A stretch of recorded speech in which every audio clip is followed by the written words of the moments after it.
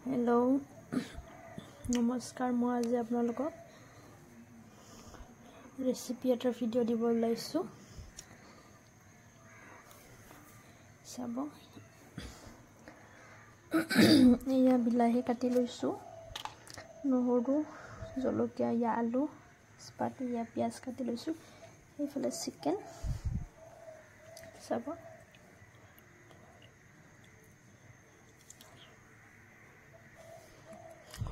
লগৰ চিকেন যিখিনি যিমান হেখিনি এই আন্দাজত অলপ তেল দি লব তেল কম খালে ভাল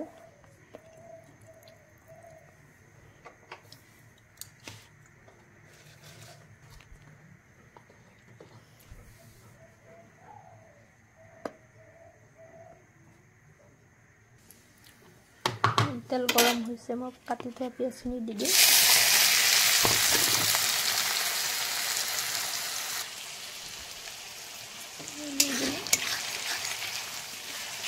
ৰঙটো আমালৈ অলপ ভাজিব লাগিব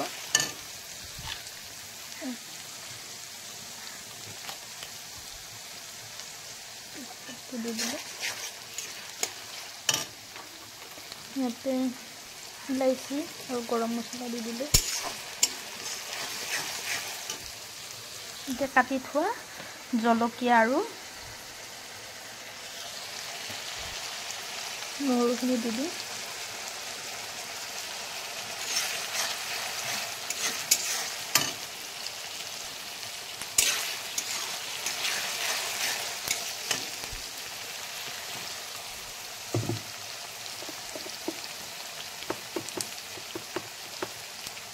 আন্দাজত আপোনালোকে নিমখ দি দিব সকলোৱে জানে তথাপিও দেখাইছোঁ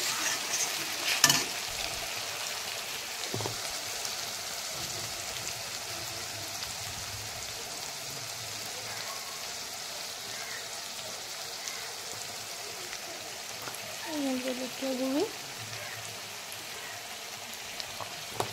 ঘৰত বনোৱা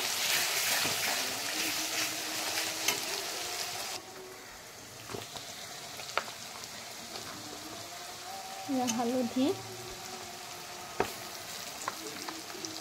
তাতে মিক্স মছলা ধনিয়া গুড়ি জিৰা গুড়ি আছে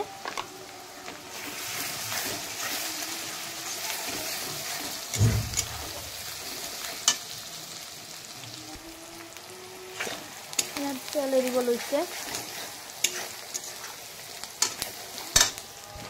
এয়া কাটি থোৱা বিলাহীখিনি দি দিম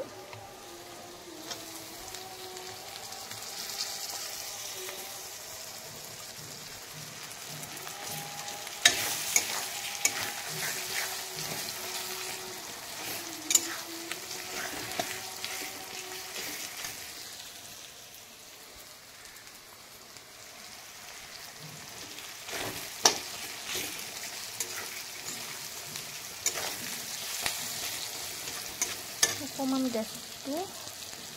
অকমান সিমত দি দিম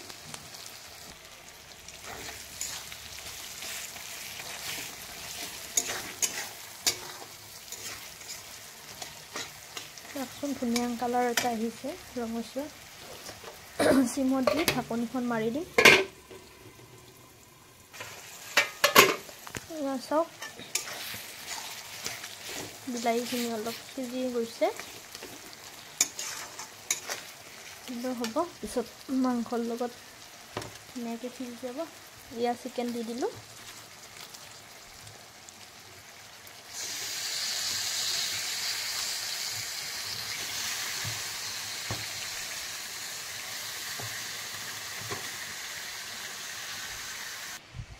মই ধুনীয়াকৈ চিকেনখিনি লাৰি দিলোঁ কাৰণ মোবাইলটো ধৰি এখন হাতে আৰু এখন হাতে লাৰিবলৈ অসুবিধা হয় কাৰণে কেমেৰাটো অফ কৰি ধুনীয়াকৈ লাৰি চাই দিলোঁ আৰু এতিয়া ঢাকোনখন মাৰি দিম এতিয়া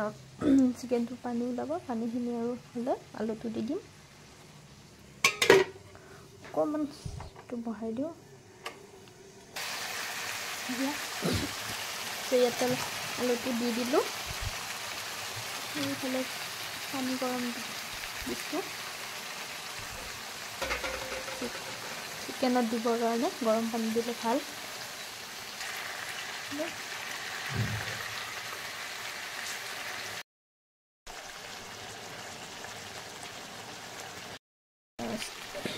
চাওক পানী গৰম কৰি থৈ দিছোঁ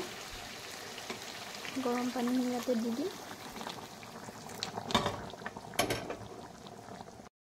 চাওক তৰকাৰী হ'ব এতিয়া ইয়াত কাটি থোৱা ধনিয়া আছে ধনিয়াখিনি পেলাই দিম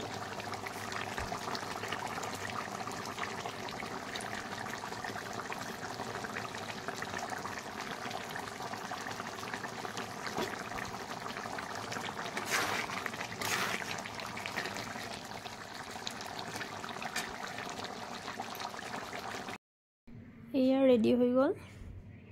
চিকেন কাৰী বুলি ক'ব পাৰি মোৰ ৰেচিপিটো কেনেকুৱা লাগিল প্লিজ কমেণ্ট কৰি জনাব আজিলৈ বাই বাই যদি এনেকুৱা ৰেচিপি চাব বিচাৰে প্লিজ কমেণ্ট কৰিব আৰু মোৰ পেজটি প্লিজ ফ'ল' কৰি দিব থেংক ইউ